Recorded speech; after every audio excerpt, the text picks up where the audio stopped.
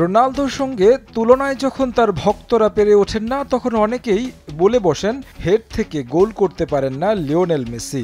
যদিও এর আগেও হেড থেকে গোল আদায় করেছেন LM10, সেই গোলের সংখ্যাটা হয়তো কম। এদিন অবশ্য চমক দেখালেন ফুটবল বিশ্বকে। বার্সেলোনার পর ইন্টার মায়ামির জার্সিতেও হেড থেকে গোল আদায় করলেন লিওনেল মেসি।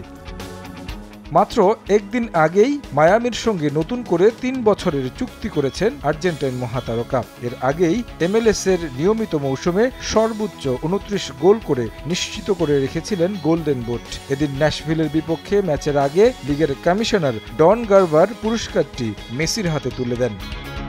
প্রতিপক্ষ ন্যাশভিলের বিপক্ষে দাপুটে পারফরম্যান্স ইন্টার মায়ামির।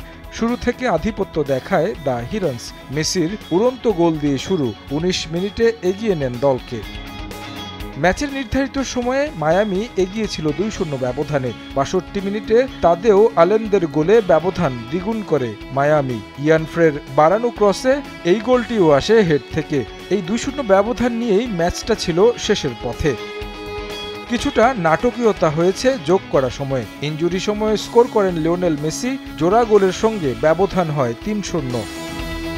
তবে মেসির ব্যবধান বাড়ানোর ৬ মিনিট পর এক গোল শোধ করে ন্যাশভিল। মুখতার গোল করে ব্যবধান করেন ৩-১। শেষ পর্যন্ত মাসচেরানোর দল জয় পায় এই ব্যবধানেই।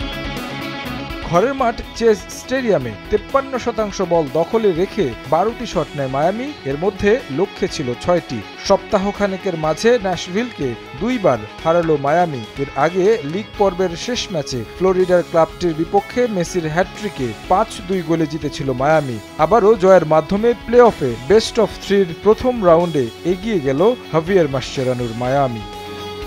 তারেক হাসান শিমুল, সময় সংবাদ।